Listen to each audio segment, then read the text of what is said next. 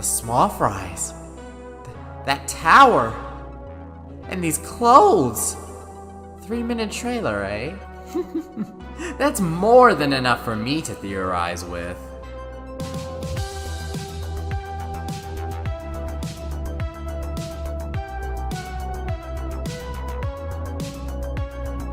Well, Splatoon 3 was announced a little over a month ago. I held off on making this theory for a bit so I didn't end up jumping the gun, but I have been itching to cover some things I find very interesting about it. First of all, being that it was correct, and despite what Pearl and Marina said after that final Splatfest, Chaos did end up having some effect on what Splatoon 3 would look like. It is not canonically known what effect they had on the world of Splatoon 3, but I have a few ideas for the proclaimed City of Chaos. But let's back up first. Not to analyze every little detail, because I'm already sure you've watched like 5 things you missed in Splatoon 3 videos, but enough for me to construct my theory for you guys that the effect Team Chaos had on Splatoon 3 may be a bit different than you may think. At the beginning of the trailer, we see a bunch of train cars. This right here can be one of two things. They can either be the trains from the human era of Paris. Yes, this is based in or near France, I'll get to that in a moment. Or they can be trains from other Inklings who possibly tried surviving here in the past but couldn't due to the climate. The frame of these is awfully similar to that of the Deep Sea Metro, so it could have been a symbol of Inklings who tried to inhabit this area but couldn't due to the heat. However, Inklings have recycled or remade a lot of the things that humans have used. For example, the Splash Shot just seems like a squirt gun you'd get at Walmart, the Clash Blaster is just a pencil sharpener surrounded by crayons, and the rollers are...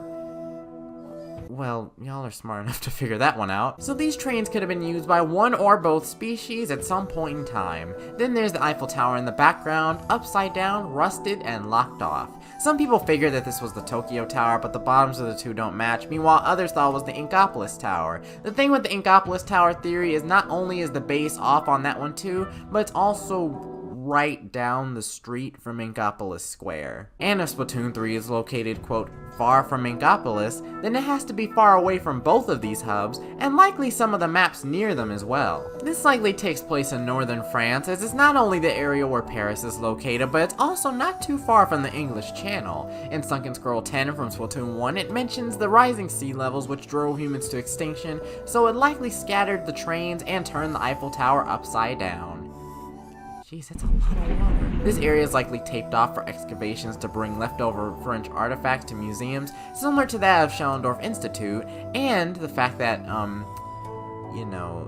the Eiffel Tower is freaking upside down! Inkopolis Plaza and Square seem to have very hospitable, temperate weather, as well as a popping culture. It's typical for anyone to get bored of one thing in favor of something new, but this time around the migration is very different. Not only are the Splatlands super far away from Inkopolis, but the weather here doesn't exactly sound comfortable either, unless those apartments got some serious AC up there. The journey wouldn't seem worth it for anyone who isn't a historian of the Splatoon world, or a daredevil who was only going to stay there temporarily. But let's fast forward, shall we? There has to be some reason why Squid Kids and Octo Children would put themselves through this. Once we get to Splatsville, we can feel the very old aesthetic to it. Even Nintendo themselves called the area dated.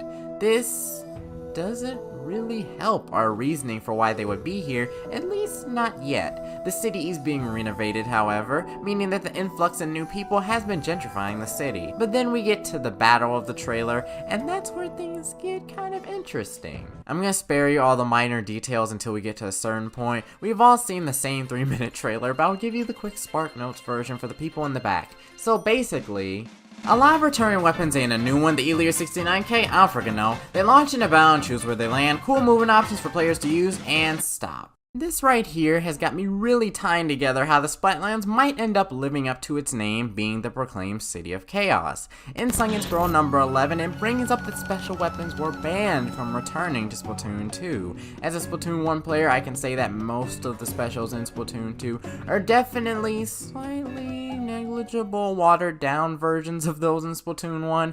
You know, not too much of a difference or anything. So this mere special weapon introduction and our new Salmonid buddy began to construct a lot of my theory as to why Inklings and Octolings would even choose the Splatlands over Inkopolis, because with an old-fashioned, still developing town, you may be able to let a few things slide at first. The reason Inklings might end up coming to the Splatlands is that you want to escape Inkopolis and get your hands on some exclusive weaponry that has been outlawed elsewhere. elsewhere, such as the Inkzooka and maybe the Ink Strike or a version of the Echolocator. That also might explain the Splatoon 1 Splat Attack remix, as that song was never used in Splatoon 2's trailers or nearly at all in the game itself, with the exception of one fight in the Octo expansion.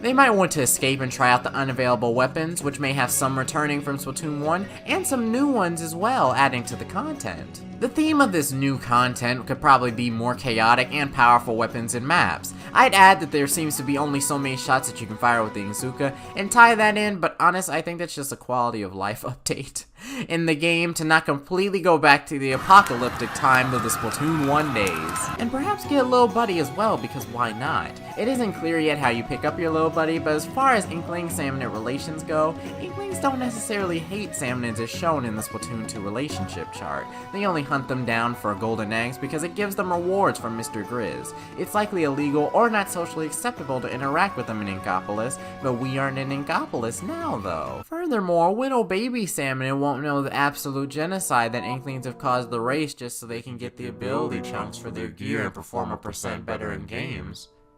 So they team up with you. In Sunken Scroll number 18 in Splatoon 2, it brings up how they only migrate once every 70 years, so by the time Splatoon 3 releases, on the timeline, a lot of Salmonids would have vanished, or we would have found a straggler Finding Nemo style. And while this may be a fashion choice like it is today, it also may be a sign of how they're willing to be worn down in order to go to this area. But with that figured out, what might Mr. Grizz think of all this if he does appear in the next game? Mr. Grizz is reminiscent of one of those poachers you see in real life, who hunt animals for rare goods that they have. It's tucked away in one corner of Inkopolis Square, with a very grimy design to it. The other areas locked off in this way are very secretive paths to the Deep Sea Metro, and a path to Spike, which has been a busy bee since Splatoon 1, despite being soft-locked in a cafe like he's in a bad Mario Maker level. Also, his descriptions of how he helps Inkopolis are eerily vague, just that he wants to make Inkopolis a better place. If you were helping with something and you were an official company, you could just flat out say,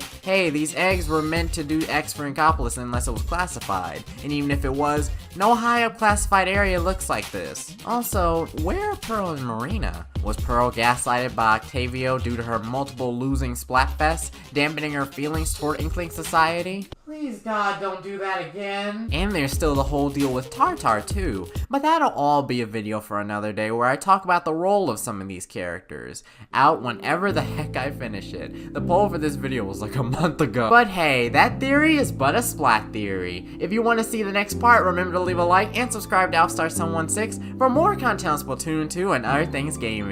You can check out this playlist for some of my other theories, or this playlist if you want some Splatoon gameplay to watch. Keep on shining, and I'll see you all next time.